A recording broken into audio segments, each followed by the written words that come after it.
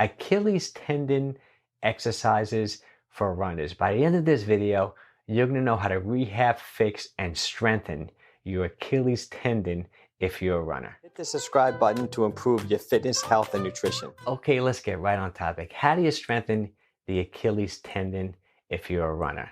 It seems like a lot of runners, when they start increasing their mileage, have issues with their Achilles tendon. It's a very common overuse injury to runners. My son's actually a freshman at college. He dramatically increased in mileage. He was doing really well. And then I get the phone call, Dad, I got Achilles tendinitis. The athletic trainer at college examined him. His tendon is a little bit inflamed, it's a little swollen, it's sort of the touch, it's been bothering him. So, I'm making this video partly for him and then for anyone else who's experienced issues with their Achilles tendon who's a runner. So the first thing we'll do in this video, we'll just explain what the Achilles tendon is. Then we'll go over just some common type injuries to the Achilles tendon. Then we'll go over some causes. Besides overuse, there's some causes you may not have thought of which can really affect the Achilles tendon. And then we'll go over what I consider to be like the best strengthening exercises and mobility movements that you can do to fix, heal, prevent, and strengthen the Achilles tendon. Okay, first of all, the Achilles tendon is like any other tendon in the body. How tendons work is that the muscle will attach to a tendon, and then the tendon attaches to a bone. So the muscle contracts, pulls on the tendon, pulls on the bone, and that's movement. Okay, so that's how that pretty much works. Okay, now the Achilles tendon Achilles attaches to the back of the heel, the calcaneus. It's a big long tendon. Then it attaches to the calf muscle. Some of the calf muscle attaches below the knee, some attaches above the knee. So the gastroc, for example, is a double jointed muscle, crosses the knee and crosses the ankle. Okay, now the Achilles tendon, when it attaches to the calcaneus, besides pointing and flexing the foot, like dorsiflexing and plantar flexing the foot, it also inverts and everts the foot. So it's involved in pronation and supination of the foot, the collapsing and actually the elevating, the arching of the foot.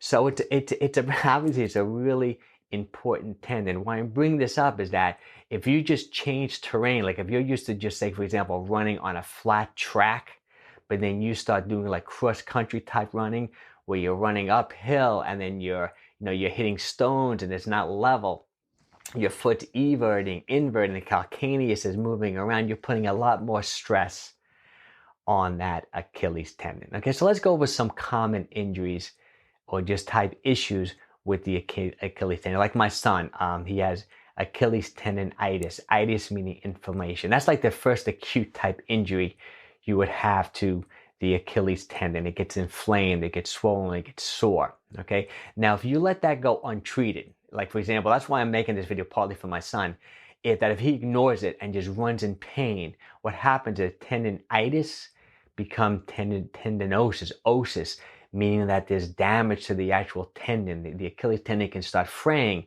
There could be microscopic holes, like little teeny tears, and that's like a damaged tendon. That's harder to heal. Not that it can't heal, but it's much more of a serious injury than tendinitis. Okay, so if you get tendinitis, it's a real warning sign to take it easy. Let's fix it before it turns into tendinosis. Okay, and tendinopathy, you may have heard that term when it comes to like tendons that gets inflamed. That's kind of encompasses any type of injury to the to tendons, and in this case, the Achilles tendon. Okay, so what are the most common causes of, say, Achilles tendinitis and acute injuries? Really mostly it's just overuse.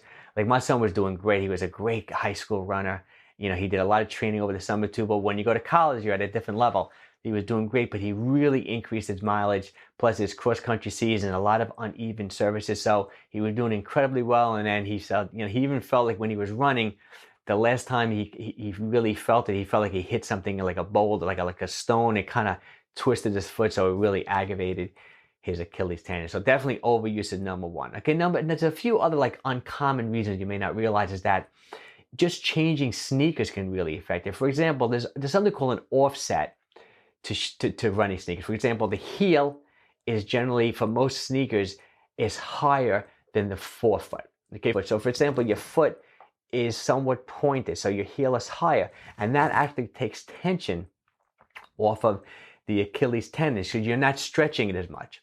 So for example, if you're used to running in say a 10 or 12 offset sneaker, but then you change to say a 2 or like a flat or 0, you're going to put a lot more pressure on the Achilles tendon. Not that that's bad to switch, but you have to really ease into it. You can't go from running like high mileage on like a 12 to switching to a 0 and not expect your tendon to have a lot more stress in it. It will. So I would definitely recommend easing into a lower offset. For example, you know, your track shoes, your track cleats, like say mid-distance type track cleats, could be 0.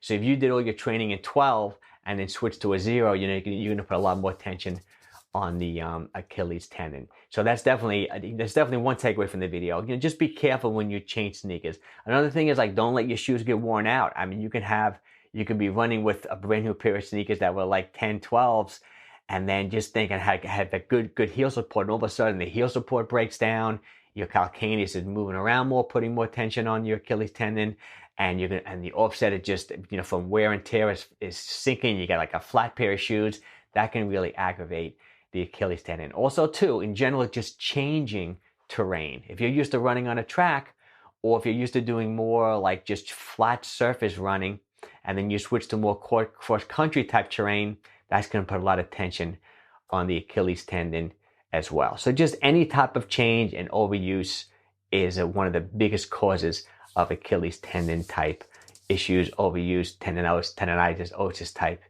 issues. Okay, now what can you do to strengthen the Achilles tendon? I think the singular best thing you can do, what research has shown, is that slow eccentric contractions. Okay, now what do I mean by concentric and eccentric? Concentric just means that when a muscle is shortening under tension, and eccentric means that when a muscle is lengthening under tension. So I'm going to give you an example of my bicep. See here, when I'm making a bicep and my bicep is shortening, it's just concentrically contracting. You say this tension is shortening under tension, but if I gave it resistance and now I'm extending my elbow, opening up the end, see my muscle is lengthening under tension, that's called eccentric contraction.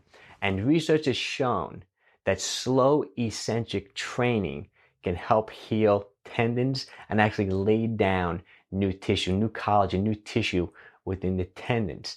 So one of the best possible exercises you can do to strengthen the Achilles tendon, you know those old-fashioned, those classic calf raises, you know, an exercise where you come up high on your toes, you lift your heels off the ground, and then you slowly lower the heel back down to the ground, say 10, 12 seconds. Very, very slow, eccentric. It's the best thing you can do. Research has shown to strengthen tendons. And this you can do like in the beginning. You can do this a lot. You can do it every single day. Okay. But first of all, you know, before you start hitting the strengthening really hard, you do want to lay off from the running. You maybe want to do some cross training. You may want to do some bicycling. You may want to do some biking. You know, keep the VO2 max up. Keep the cardiovascular system strong. Let the tendon settle down. Maybe ice and heat a little bit. And then once the acute initial real pain is gone, then you want to start going into these eccentric loading type training. I mean, you can do 2-3 sets 2-3 times a day in the beginning. Okay. Initially, I would do them flat, meaning that I would not let the heel drop below neutral. But once you start feeling stronger, you can do them off a step and let the heel slightly go below neutral. Don't stretch. I mean, you're not looking to stretch. Do not aggressively stretch the calf muscle or stretch the tendon. That would be a negative thing to do. You can mildly stretch the calf muscle, but don't really go after it. Just think you want to strengthen it. And the other thing you want to do is you want to do, in my opinion, mobility movement. You want to be able to move your ankle and your foot into all possible positions. You want to plantar and dorsiflex the foot. You want to make big circles. You want to invert and you want to evert the foot. So the two core things I think you should do with those slow eccentrics, going to strengthen the tendon, going to lay down new tissue, new collagen in the tendon, make it super strong, make the calf muscle strong too. And then you want to do mobility movement. You want to be able to proprioceptively, your central nervous system, want to be able to control every movement your foot can go into. So if you don't bring your foot into like full rotation, full plantar, full dorsiflexion, you're going to lose those movements. You're going to lose the wiring, the neurological communication between your brain and your muscular system of the ankle and the foot. So you want to be able to move the foot in every possible position besides building strength. Okay, and another thing you want to do is you want strong feet. Okay, now for example, even though I may have recommended not dramatically going from say an offset of 12 to flat, but when you're running, but for your daily life, it may be a good idea like to walk around the house barefoot or just with a zero offset. You want to strengthen the feet. You want to strengthen the tendon that way as well too. Okay. Well, let's recap this whole rehab program. Let's say once again you got an acute new Achilles tendonitis, say, type injury. The first thing you want to do, you want to let it settle down. Let the swelling go down. Let the acute pain go down. You may want to ice a little. You may want to do a little combination, a little ice and heat. You want to do a little bit of both. You want to do some cross training. You want to stop running at least for a few days. You want to maybe do some biking, do some swimming, do something like that. And then you want to start these slow eccentric strengthening exercises. You want to do your mobility movement. You want to look at the type of footwear. You want to look at just the amount of mileage you're doing. Okay, and then you want to slowly get back into running. It'll work. Just don't ignore it. Don't run in pain. Don't let tendonitis turn into tendinosis. Okay, well, I hope you enjoyed this video. If you did like the video, give me a thumbs up. Hit that bell indicator. I put out videos every single week.